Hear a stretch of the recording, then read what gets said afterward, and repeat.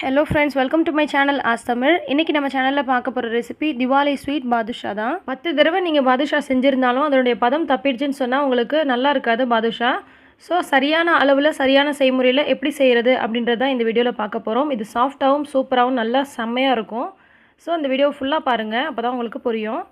இதுக்கு தேவையான பொருட்கள் அதோட அளவு வந்து நான் உங்களுக்கு சொல்றேன் நோட் பண்ணிக்கோங்க. badhusha செய்யிறதுக்கு 1/4 கிலோ அளவுக்கு மைதா எடுத்துர்க்கேன். அந்த மைதா வந்து ஒரு பெரிய பவுல்ல கொட்டிக்கோங்க mix பண்றதுக்கு.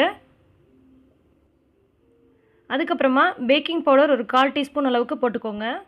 பேக்கிங் சோடா வந்து நல்ல ஒரு ஸ்பாஞ்சியான ஒரு ஸ்டேஜுக்கு கொண்டு வரும். அதுக்கப்புறமா சிட்டிகை அளவுக்கு குக்கிங் சோடா போட்டுக்கோங்க. ஆப்ப சோடான்னு சொல்லுவோம் இல்லையா, அது வந்து சிட்டிகை போட்டுக்கோங்க. போட்டுட்டு இதை வந்து ஜஸ்ட் வந்து நல்லா கலந்து விட்டுருங்க.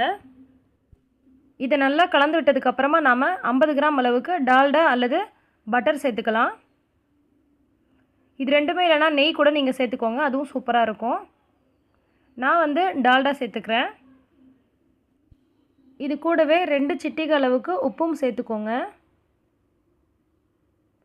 இப்போ இது எல்லாத்தையும் வந்து நல்லா ஓரளவுக்கு பிசைஞ்சு விட்டுருங்க.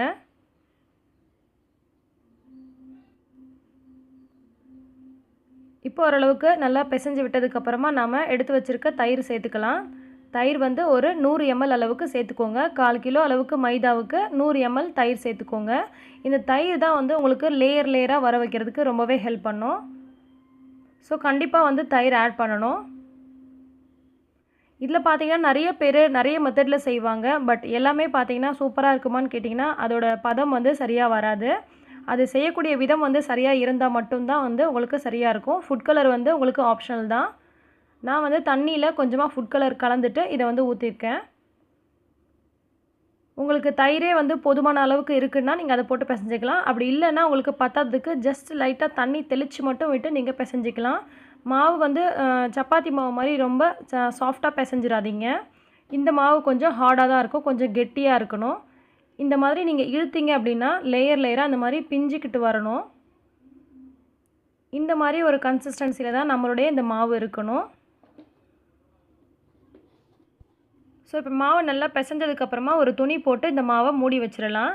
இது ஒரு 10 to 15 மினிட்ஸ் வந்து நமக்கு அப்படியே இருக்கட்டும்.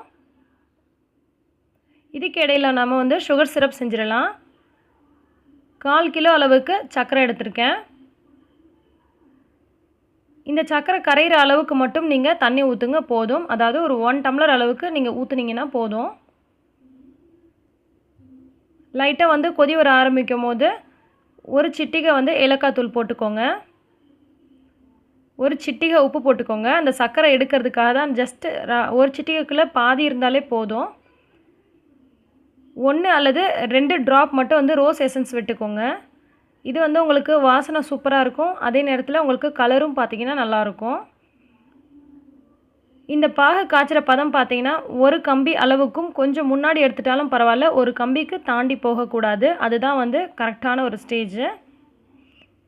இப்போது கேஸ் ஸ்டவ் ஆஃப் பண்ணிவிட்டு இதுக்குள்ளே வந்து லைட்டாக வந்து எலுமிச்சைப்பழம் சாறு பிழிஞ்சு விட்டுருங்க, லெமன் ஜூஸ். இது எதுக்காக நம்ம பிழிகிறோன்னு சொன்னால் இந்த சர்க்கரை பாகு ஆறும் போது அதை கெட்டியாகாமல் பார்த்துக்கும். இப்போது நம்ம ஒரு வாணலில் எண்ணெய் ஊற்றி நம்ம வந்து சிம்மில் வச்சிடலாம். இப்போ நம்ம எடுத்து வச்சுருக்க அந்த மாவு இருக்கு இல்லையா, அந்த மாவு வந்து சின்ன சின்னதாக உருண்டை போட்டு நம்ம வந்து பாதுஷா ரெடி பண்ணி வச்சுக்கலாம். சிம்மில் வந்து நம்ம எண்ணெயை வச்சுருக்கனால அது வந்து லைட்டாக ஹீட் ஆகிட்டே இருக்கும். இல்லை நீங்கள் பாதுஷா வந்து ரெடி பண்ணிவிட்டு கூட நீங்கள் எண்ணெயை வந்து காய வச்சுக்கலாம். இப்போ வந்து சின்னதாக எடுத்து உருண்டை போட்டுக்கோங்க. பாதுஷா பொறுத்த வரைக்கும் ரொம்ப பெரிய உருண்டையாக நீங்கள் போடாதீங்க, உள்ளதெல்லாம் வந்து வேகாமல் ஆகிடும். அதே மாதிரி பாதுஷா வந்து இந்த மாதிரி வந்து ரவுண்டான ஒரு அழகான ஷேப்பில் தான் நீங்கள் பண்ணணும் அப்படின்னு சொல்லிட்டு ரொம்ப நேரம் உருட்டிகிட்டே இருக்காதீங்க. இதில் வந்து இந்த மாதிரி சின்ன சின்னதாக வெடிப்பு மாதிரி இருக்கும். இந்த மாதிரி வெடிப்பு இருந்தால் தான் உங்களுக்கு அந்த எண்ணெயில் வேகும் போதும் சரி உள்ளெலாம் நல்லா வேகும். சுகர் சிரப்பில் நம்ம போடும்போதும் அந்த வெடிப்பு இருந்தால் தான் நமக்கு அந்த சர்க்கரை பாகு வந்து உள்ளே அப்சர்வ் பண்ணும். ஸோ இப்போ எல்லா பாதுஷாவையும் நம்ம 1 by 1 ரெடி பண்ணி வச்சிடலாம். இப்போ நம்ம எல்லா பாதுஷாவையும் ரெடி பண்ணி வச்சாச்சு. பாருங்கள், எல்லாத்துலேயுமே வந்து லைட்டாக வந்து இந்த மாதிரி வெடிப்பு இருக்கணும். ரொம்ப நேரம் உருட்டிகிட்டே இருக்காதீங்க. இப்போ உங்களுக்கு மேலே பார்க்குறதுக்கு அழகாக இருக்கும், ஆனால் சாப்பிடும்போது உங்களுக்கு நல்லாவே இருக்காது, உள்ளெல்லாம் வேகாத மாதிரி ஆகிடும். அப்புறம் வந்து சர்க்கரை பாகு அது எதுவுமே வந்து உள்ளே நமக்கு இழுக்கவே இழுக்காது. இப்போ எண்ணெய் நல்லா காஞ்சதும் 1 by 1 நம்ம வந்து போட்டுடலாம் எண்ணெயில். இது வந்து பார்த்திங்கன்னா ரொம்ப நிறைய போட்டுறாதீங்க. ஒரு 4-5 போட்டு ஒரு பேட்சாக போட்டு வறுத்தெடுங்க.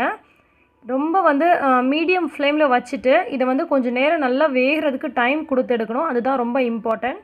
இல்லைனா உங்களுக்கு மேலே மட்டும் ப்ரௌனிஷாக இருக்கும், உள்ளெல்லாம் பார்த்திங்கன்னா வேகாமல் இருக்கும். இந்த மாதிரி திருப்பி போட்டதுக்கப்புறம் பாருங்கள் எப்படி வந்து அந்த ஓட்டையெல்லாம் இருக்கிறதுனால, அந்த வெடிப்பெல்லாம் இருக்கிறதுனால அதுலேருந்து வந்து பபுள்ஸாக வருது பாருங்கள். ஸோ உள்ளெல்லாம் நமக்கு வேக ஆரம்பிக்குது அப்படின்னு அர்த்தம். ஸோ கொஞ்சம் நேரம் நல்லா வேக விட்டு எடுத்தாச்சு. வேக விட்டு எடுத்ததுக்கப்புறமா அந்த சூட்டோடவே வந்து நம்ம சர்க்கரை பாகில் போட்டுடலாம். பாகும் கொஞ்சம் நமக்கு ஹீட்டாக இருந்துச்சு அப்படின்னா நல்லாயிருக்கும். அப்படி உங்களுக்கு பாகு ஆறிடுச்சுன்னு சொன்னால் அதை வந்து ஒரு 1 மினிட் வச்சு ஹீட் பண்ணிக்கோங்க. சூடாக இருக்கும் போது அந்த பாதுஷா வந்து அந்த பாகை வந்து நல்லா அப்சர்வ் பண்ணும் உள்ளுக்குள்ளே. இது மேலே இந்த மாதிரி ஒரு ஸ்பூனால் எடுத்து அந்த பாகெல்லாம் மேலே ஊற்றி விடுங்க. இது வந்து ஒரு 5 நிமிஷம் கழித்து நம்ம வந்து எடுத்துடலாம்.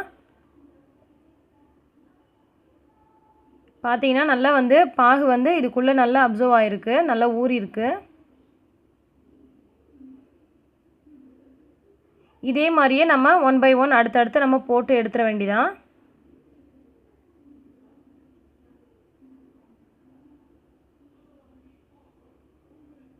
ரொம்ப சிம்பிள், செய்ய தெரியாதவங்க கூட செய்யலாம். ஆனால் அந்த சரியான அளவும் சரியான பக்குவமாகவும் நம்ம செஞ்சோம் அப்படின்னு சொன்னால் நமக்கு சூப்பராக வரும் இந்த பாதுஷா. நிறைய பேர் செய்வாங்க, பட் அது சாப்பிடும்போது எப்படி இருக்குன்னு கேட்டால் அவ்வளோக்கா வந்து சாஃப்டாக இல்லாமல் ஒரு மாதிரி உள்ளே வேகாத மாதிரி இருக்கும். ஸோ கண்டிப்பாக நீங்கள் இந்த மெத்தடில் ட்ரை பண்ணி பாருங்கள். அந்த ஜீராவில் வந்து பார்த்தீங்கன்னா ஒரு 5லேருந்து 10 நிமிஷம் கூட நீங்கள் வந்து ஜீராவில் விட்டுருங்க, இன்னுமே சூப்பராக இருக்கும் உங்களுக்கு. செஞ்சு காமிச்சதோடு மட்டும் இல்லாமல் இது எந்த அளவுக்கு சாஃப்டாக இருக்குது அப்படின்றதையும் நான் உங்களுக்கு காமிக்கிறேன் பாருங்கள். எவ்வளோ ஹார்டாக இல்லாமல் எவ்வளோ சாஃப்டாக இருக்குது பாருங்கள். அதுக்குள்ளே வந்து இந்த பாகெல்லாம் வந்து நல்லா அப்சர்வ் பண்ணி சூப்பராக இருக்குது பாருங்கள். ரொம்பவே டேஸ்ட்டாக இருந்துச்சு. கண்டிப்பாக நீங்களும் செஞ்சு பாருங்கள். இந்த வீடியோ உங்களுக்கு பிடிச்சிருந்தால் லைக் பண்ணி ஷேர் பண்ணுங்கள். மறக்காம தமிழ் சேனலுக்கு சப்ஸ்கிரைப் பண்ணிவிடுங்க. நன்றி.